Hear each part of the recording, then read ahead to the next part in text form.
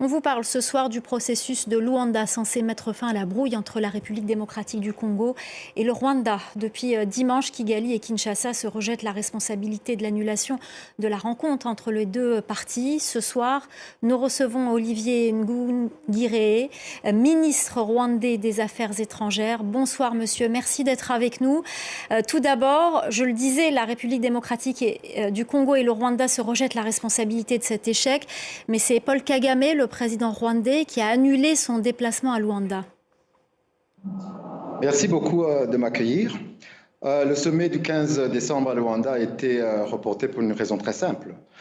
C'est que le seul sujet à l'ordre du jour de ce sommet était donc la signature d'un projet d'accord entre le Rwanda et la RDC n'était plus d'actualité, puisque les ministres qui s'étaient réunis la veille pendant presque 9 heures n'étaient pas tombés d'accord sur le seul point qui restait, le seul point contentieux qui restait, qui était la question des M23. Et donc c'est pour ça que le sommet a été reporté.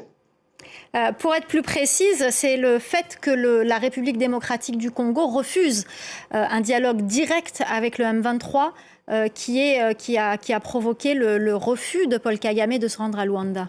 C'est bien ça? Exactement, c'est bien ça. Et c'était contraire à ce que la RDC avait accepté, qui était un dialogue avec le M23 dans le cadre du processus Nairobi, tel que communiqué par la facilitation le 30 novembre. Alors pour le processus de Nairobi, il s'agit d'un dialogue indirect. Ce que refuse la République démocratique du Congo, c'est un contact direct, des discussions directes avec le groupe rebelle M23. Le processus de Nairobi propose des discussions et des pourparlers indirects avec des facilitateurs et des médiateurs. Ça, la République démocratique l'avait accepté, en effet. En revanche, le dialogue direct, la discussion directe, c'était refusé par la RDC. C'est du moins ce qu'affirme la République démocratique du Congo.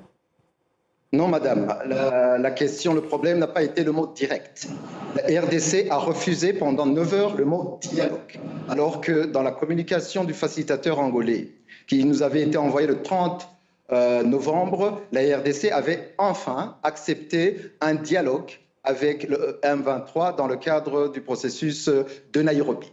Donc, on a passé 9 heures sur le mot dialogue.